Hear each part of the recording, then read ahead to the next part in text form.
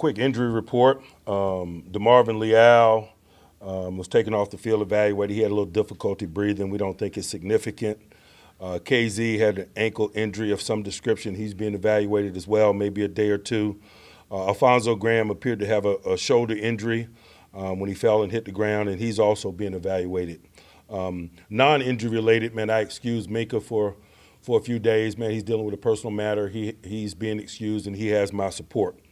A couple other guys limited by a variety of reasons, but that's just minor things associated with this time of year as we continue to acclimate ourselves to this environment, the work, and the process. Speaking of that, I just really love what transpired today. I love when we're faced with challenges. Today it came in the form of weather conditions. It's an important component of development.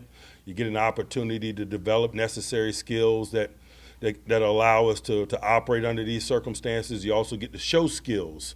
I called the group up in the midst of it and talked directly to them about it because I wanted them to feel it. Oftentimes when you get weather like we got today, it's difficult to stay on your feet. And in the secondary, for example, and we got to do a great job of staying on our feet in conditions like this. The throwing and catching of the football on the offensive side and the common sense adjustments associated with that component of play. The ball security component of play from an offensive perspective. Flip side of that, the ball search opportunity on the defensive side of the ball in conditions such as this. And so that's what this process is about. We never complain about challenges that we get in team development. It is an opportunity for growth, and that's what today was about. And so we'll learn from it, and hopefully we'll perform a little better in some instances than we did today under those conditions.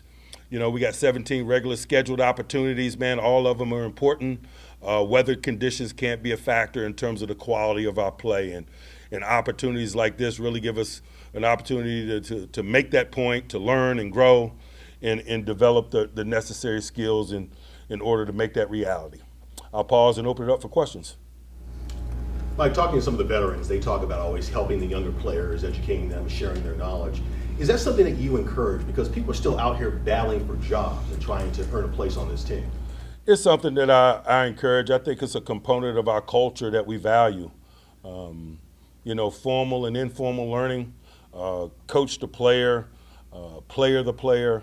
We don't care about what means the developmental process happens, and particularly the veteran player is a source of information and experience that you know eases the process for young people. And so the veteran players here know that we're going to need plays from these young guys, and so they're just doing their part to help them in terms of their readiness.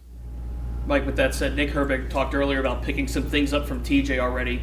Have you noticed any extra juice from him to start this camp? I have not. I mean, when you have a guy like Nick who's a rookie who's coming into this thing fresh, I mean, and he's trying to get reps, I mean, how much more of an emphasis is learning from a guy like a TJ? You know, I appreciate TJ's willingness to help him, but that's not TJ's responsibility. But that's just a component of the team. I just don't want to make more out of it than what it is. Mike, earlier today, James Harrison was named to the Hall of Honor. What was it like coaching James? It was a treat, you know. First of all, man, James loves football. James is a good teammate. James is a hard worker and tremendous competitor. And heaped on top of all of that, man, he was an awesome character, man. He was a guy that brought energy and laughter to our day. Just an awesome guy, man, and well-deserving of the honor. His ability to keep things light, maybe one of the things people don't realize about him?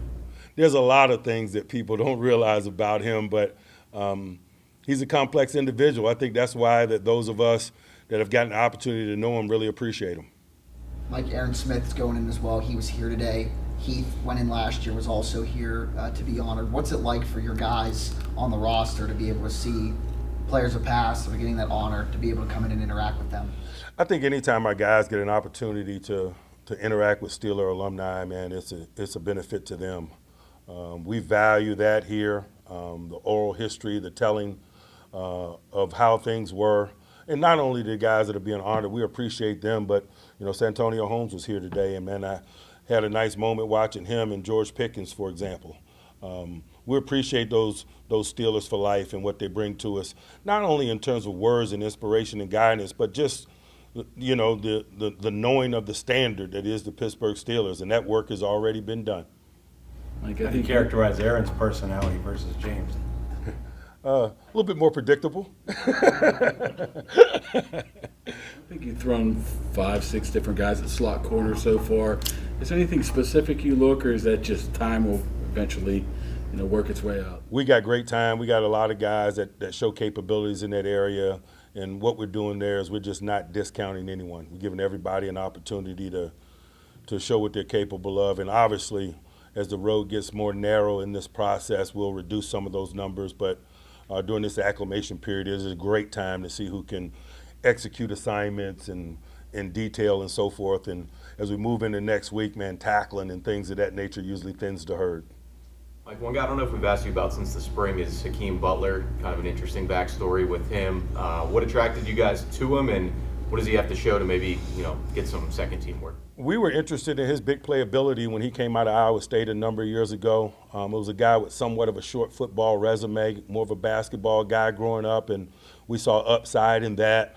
He was a big-time one-on-one playmaker.